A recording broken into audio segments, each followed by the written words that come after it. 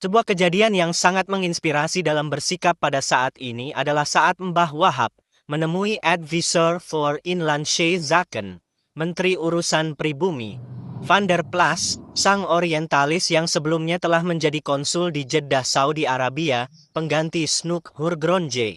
Kiai Wahab Hasbullah menemui Van der Plas dalam rangka menjelaskan dan meminta izin untuk menyelenggarakan Muktamar NU yang keempat di Semarang pada tahun 1929, karena saat itu pemerintah setempat melarang wilayahnya ditempati untuk muktamar karena khawatir muktamar NU diarahkan untuk memberontak Belanda. Muktamar di Semarang ini merupakan kali pertama kegiatan muktamar digelar di luar kota berdirinya NU Surabaya. Menghadapi persoalan penolakan ini, Kiai Wahab Hasbullah datang ke rumah Van der Plas di Jalan Cikini, nomor 12 Menteng, Batavia, Jakarta. Sesampainya di depan gerbang rumah Van der Plas, Kiai Wahab disambut oleh seekor anjing herder besar yang menyalak dan siap menyerang siapapun yang datang. Tapi aneh, herder yang biasanya galak ini tiba-tiba jinak di depan Kiai Wahab, seakan sudah kenal sebelumnya. Padahal itu kali pertama Kiai Wahab menemui Van der Plas.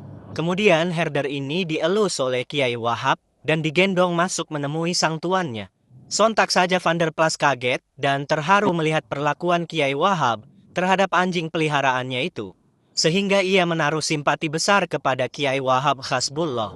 Lalu ia pun memberikan penyambutan yang juga istimewa dan penuh keramahan.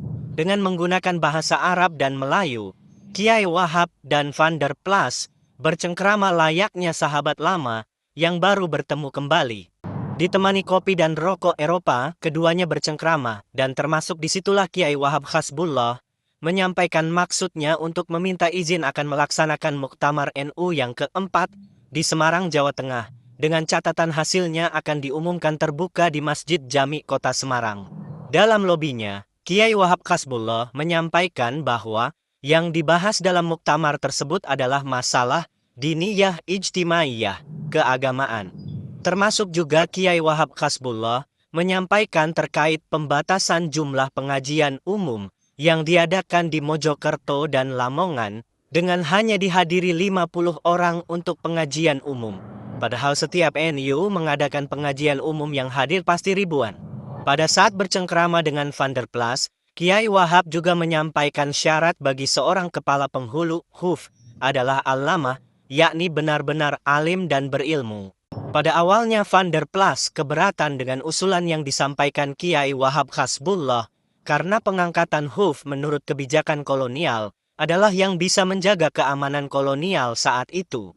Berkat kelihayan Kiai Wahab Hasbullah, akhirnya izin muktamar, izin melaksanakan pengajian umum dengan jemaah tak terbatas, dan huf dengan kemampuan agama yang mumpuni dibolehkan oleh Van der Plas.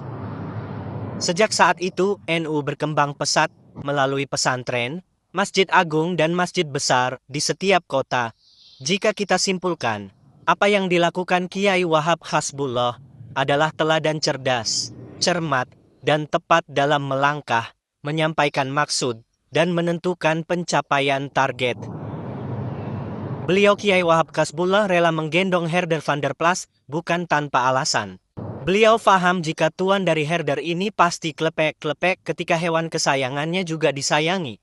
Lah beliau Kiai Wahab Hasbullah ini macan. Wajar jika herder jadi kalem dan jinak dengan beliau. Masalah najisnya herder bisa dibersihkan. Tapi kepentingan umat dan organisasi jauh lebih penting. Hasil lobi beliau dengan Van der Plas, Muktamar NU keempat, terlaksana di Semarang. Informasi NU tersiarkan di masjid besar dan masjid agung di setiap kota kabupaten. Dan satu lagi, warga NU diperbolehkan menggelar pertemuan terbuka dengan dihadiri masyarakat tak terbatas.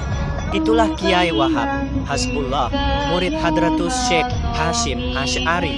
Beliau juga muasis, pendiri, dan muharrik, penggerak NU, pahlawan nasional dan guru politik bangsa.